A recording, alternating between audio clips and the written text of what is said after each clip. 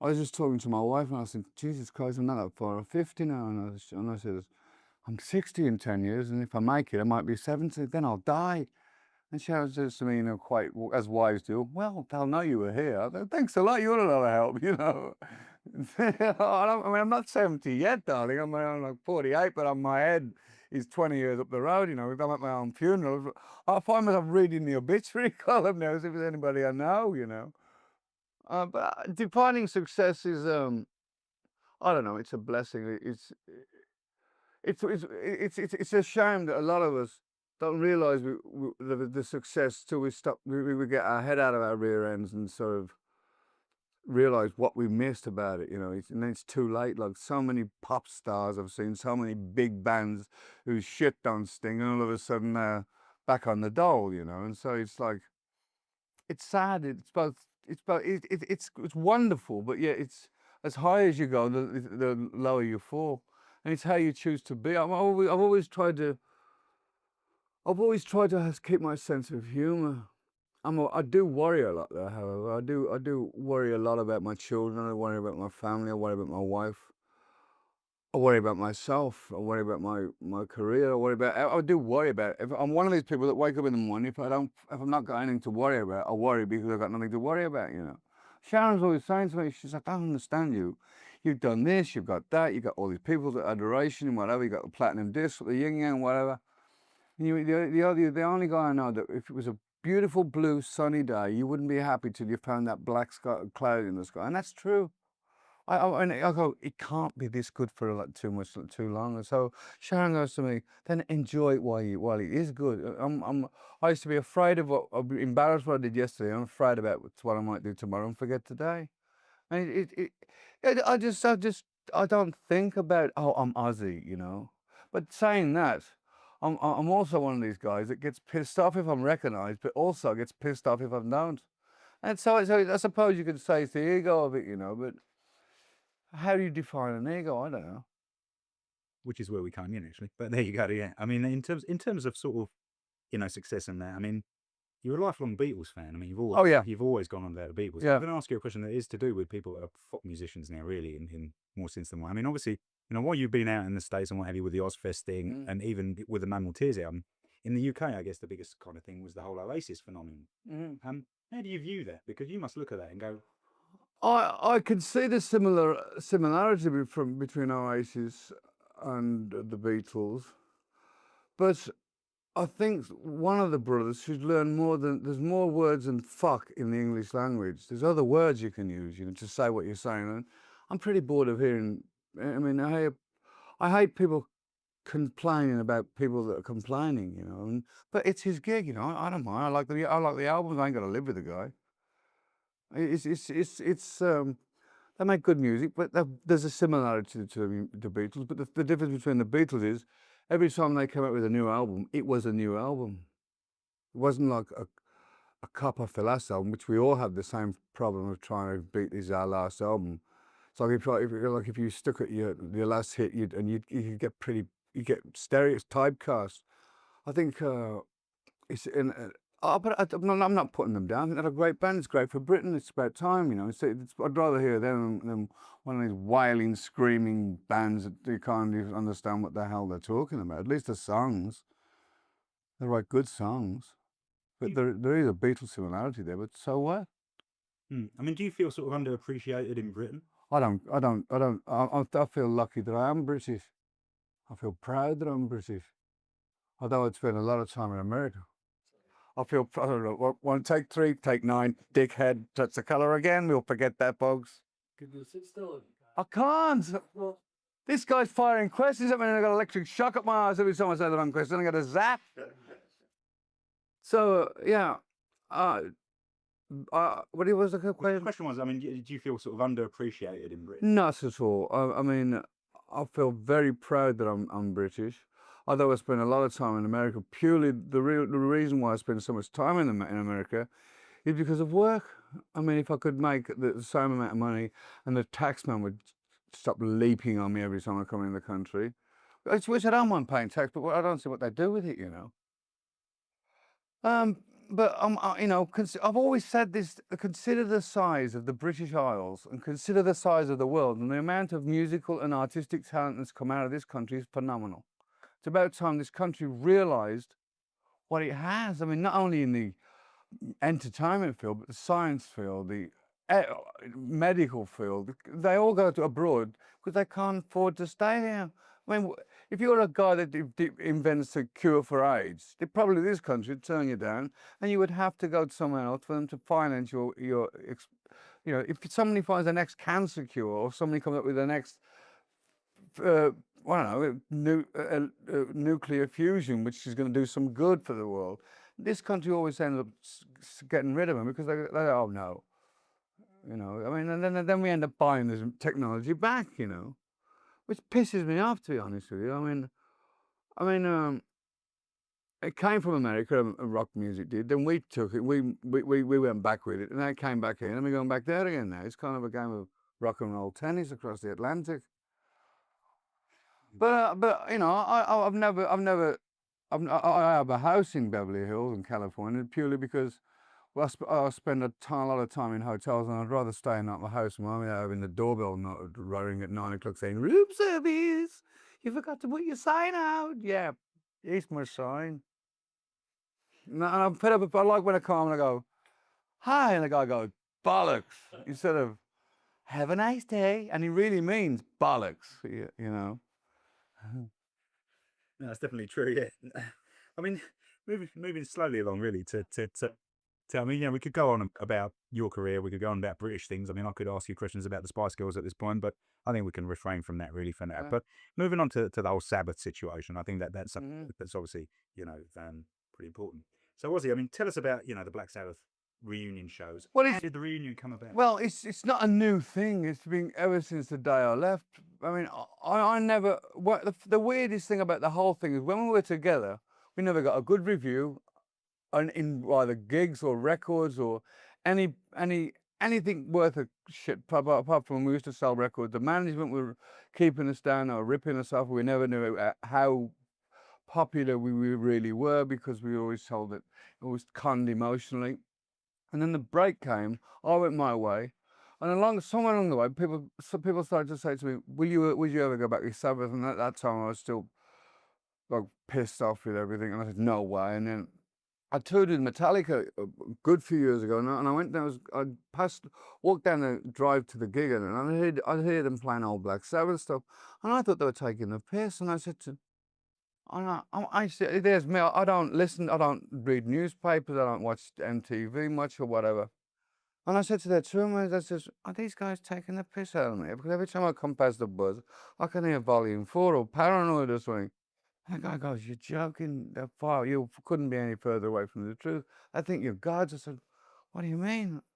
Nobody ever likes why all of a sudden now it's, oh no, there's like an underground thing, all this."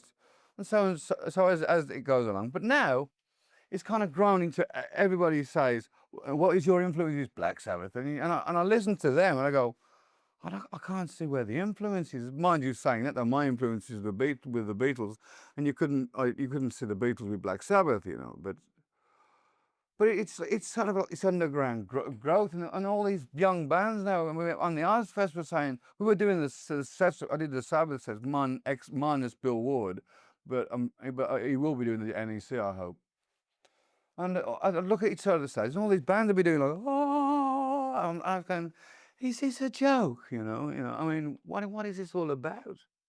But I'm flabbergasted by it all. It's like 30 years ago. It's like we had an idea, and 30 years later, it's still a good idea, and it's kind of took on its own steam, and that's another aspect of the industry which never ceases to amaze me that with time, that look, you need to think how many things have happened in 30 years which have been huge phenomenons, like the Bon Jovis, the Kiss, the all the big things that have happened, the Spice Girls now, and Oasis and whatever, and yet this Sabbath thing suddenly pops up again.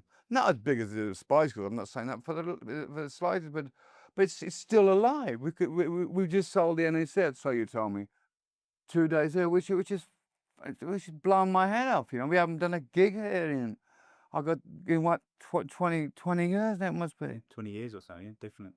I mean, can you remember why you originally split up, actually?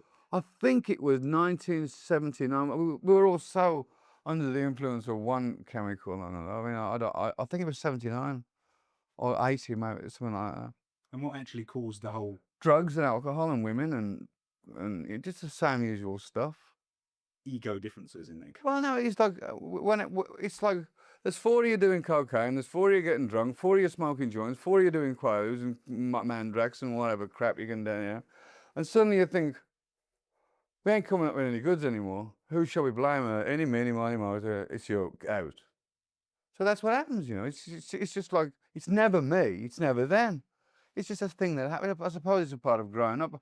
And it's true what they say. You never know what you had until it's gone. It's his living proof with this Sabbath thing. I mean, and I'm happy to say I mean, Tony Iommi and I myself never really had a closeness when we were together before, because what would happen was we would get stoned and drunk. He would be the only guy in somewhat of a condition to do the albums. He would do the albums, then we would complain that we didn't like the way he did the album. So it was pretty unfair to him looking back. Yeah, I don't like that mix. I don't know. I mean, I remember one time in particular, we were at Morgan Studios over at Willesden one time. I mean, it was early hours and we were all on some kind of trip or something, whatever. We were sitting there. I can hear this click on this track. I mean, we spent 4 or 5 hours trying to find out which one of these 300 tracks had the click on. And we found out it was Bill Ward pissed behind us with a beer can clicking the lid, you know.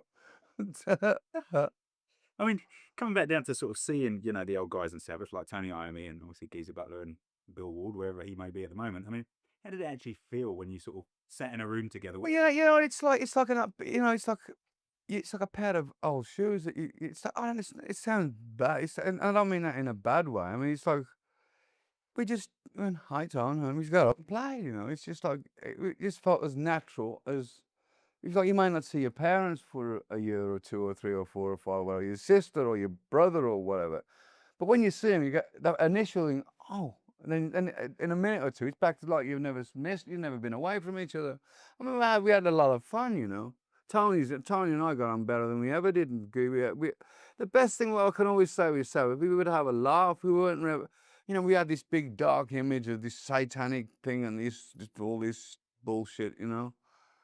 But we used to laugh. We used to, you know, if you listen to some of those bootleg tapes at the end of Paranoid, you'll hear Tony very often go, dun, dun, dun, dun, dun, dun, dun, dun, dun, you know, all these goofing around. Because you got to laugh, man. And we were never into black magic, for Christ's sake. The only black magic we were ever into was a box of chocolates. You know, fair enough. Yeah, quite evidently. But in terms of the drummer situation, then with Sabbath, I mean, you mentioned that we'd like Bill Ward to do the MC. Well, Where is he? Where's Bill? Bill, I've been on this promotion since I don't really know where Billy is, but my wife said she went to see him playing at the Troubadour with his own band. I don't know where he's at with his band, but he wants to do the NEC. So what we're going to do, in all fairness to Bill, we're going to go. We used to rehearse at Rockfield Studios in Monmouth, and we're going to go down to there to rehearse and see if because he's got his own band, but he's got a drummer. That means that sort of says to me, well, if a drummer's got a drummer, maybe there's something wrong with the drummer, meaning Bill. And so I want to see. I mean, I'm not. I mean, I would more than love Bill to do it, but I'm just scared that he may lose his wind, or I may fall over and break my arm. I mean, the team when the team was working was a great team. But I mean, it's me saying this. When I did the Ozfest, I took a bit off more than I could chew. I did my own set and the Sabbath set, which was, I'll never do that again. You know, I mean, I'm the king of the world. I can do it. I can sing all day and night. Try that every other night. You know, it's like screaming on your favourite football team around the streets for about a week. You know, it drives you nuts. But in all fairness to Bill, I thought, well, I haven't met him. We haven't sort of been in the same. It's not something that you can go, hi Bill, hi Tone, hi Geezer, hi Ozzy. Let's go and do a gig. That's the initial thing. But then you got to sort of see whether the magic is still there, whether people's beliefs have changed, or whether anything's changed about them. So we're just going to get to know each other. One of the things I'd like to do, if it's possible as well, is document the actual, not just the show, the rehearsals and the sitting around the fire talking about the old, just kind of some of interest, instead of this like, you know, this where's my roles and all this crap, you know. You just talk about just talk and let people know what we're like as one on one, not just seeing us all the glitzy bitsy, an evening with Sabbath kind of thing. Yeah. It's a pretty interesting story, actually. We've all gone full circle, and this one thing about it is we're all still alive at the ages of what we are, and we're all relatively sober, I think.